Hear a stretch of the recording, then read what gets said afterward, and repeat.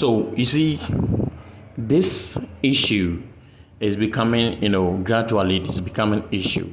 It is becoming a big issue because you see, a lot of artists in the music industry have been complaining and been complaining this from the other and this from the other, which it seemed not good to to the music industry or to the entertainment industry, because I believe whereby one entertainment industry or one industry is pushing one agenda, to push his players, his key players to the worldwide, push their craft, their artistry, level, their intellectual properties to the worldwide, to put them on the continent.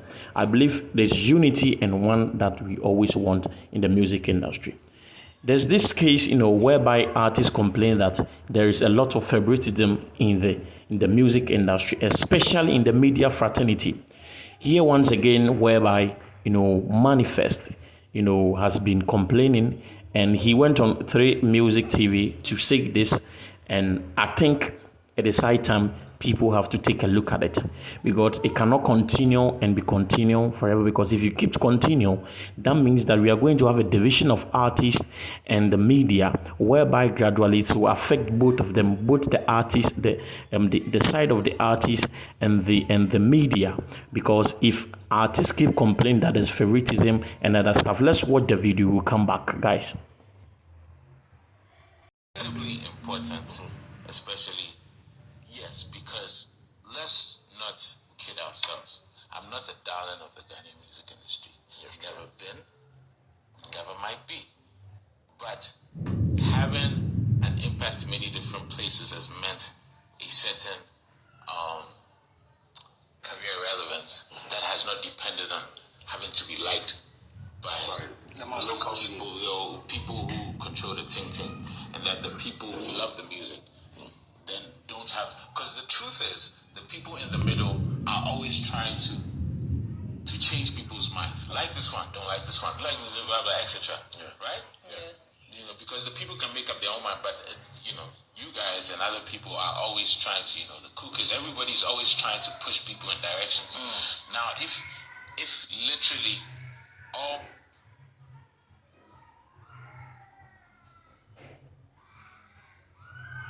my movements were here, I would be stagnant here. Yeah. But the people, people will swear that Manifest is the wackest, but then their most favorite person will work with me, and then they are baffled. It's like shoot yourself in the head at that point. You see, so and then even when I came straight up to Ghana, within a year, you remember, I was playing Big Brother Africa stage. Yeah. Next year, Channel O, etc. I didn't have to have the endorsement of the local whatever. No, the local people, don't get it. You need that, right? But there's different ways that could happen, right? There's different ways. I am a person who I've gotten a lot of support from many different Ghanaians, but there's also many voices that want to insist on other things. So if other things are not happening, if I'm not being able to tour and do other things, etc., and do all these things, the narrative pushes would win. So it's been important both business-wise in terms of being able to do stuff in other places. There's going to be stuff coming out this month from Nigeria that has me of all these kind of things, because yes, these collaborations definitely give you leverage. They give you a certain sense of community, right? Real recognized real, game recognized game, right? So nobody needs Kendrick to say Cole is dope. But let's say if Kendrick, Cole was popping first and says, yo, this, that, and third, and what's Cole, everybody gets excited. So these things are important.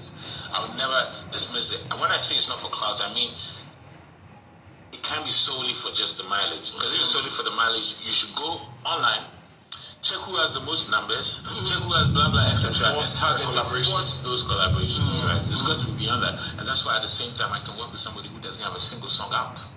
My recent epilogue, I worked with this girl called Wavy Pay, and everybody is that's the song people are most excited about, but they've never heard of it, but now they have, because she's dope. When I heard of her, I said, hey, this one, Martin, Yeah, I reached out to her straight. It's not, I didn't need to see. So when I say that cloud doesn't lead the way, it doesn't mean that mileage is not important. So another long answer, but to bring it back, and yes, it's been very important for me that having been able to touch different places and work with different people has always given me a more expansive career that doesn't depend on validation. So you said, okay, so if I No, you go with that. just to draw you back just a little bit, you mentioned not being the darling boy of the industry, quote unquote, right? Though it may seem true, because I mean we are here, we in this country, we know, and I'm sure you've expatiated further on that. But when did you realize that had become the narrative for you? And it wasn't the narrative for me. It was a narrative. These are okay, but sorry. no, it's okay, it's fine. Or when did you realize that narrative, and how have you accepted or perhaps rejected that narrative, going beyond the music? I think the first time narratives started popping up was when I first won Ghana Music Awards, which was 2013, out of nowhere. Right? But what people forget is I was getting nominated for Channel and all these things. Yeah. Anything Ghana ever popped up, right? Yeah. So then there was a sort of what happens with some of these things is when people's faves don't, they feel like their faves don't win, or that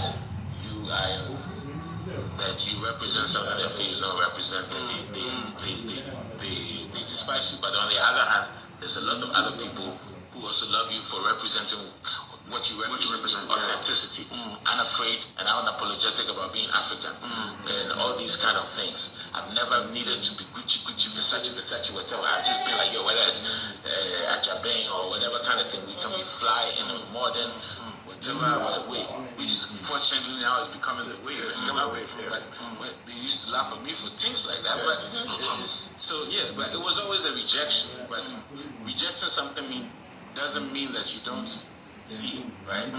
It's just that you can't.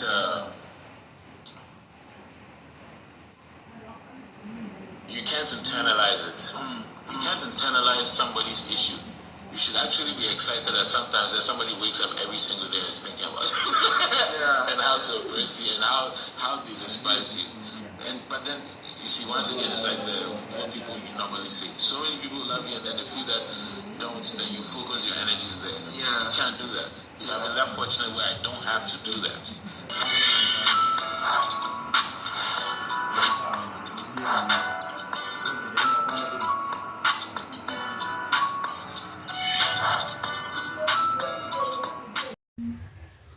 So this is manifest on 3 Music TV, stating the fact that he's never been, or he's not a darling boy to the industry or to the media, because and this is not the first time.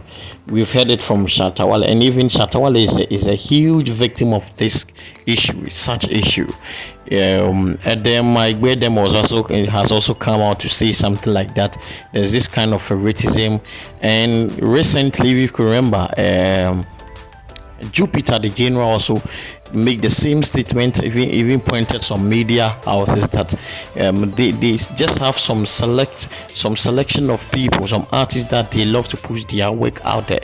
So when the artist, if it's not, you are not the artist, they won't push you, they won't support you, they won't give you that mileage that you need.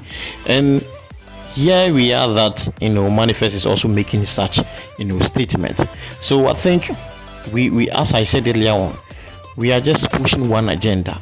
We want to push the Ghana music, the art, to the world. So this is Dada Joe TV. Kindly subscribe to the YouTube channel.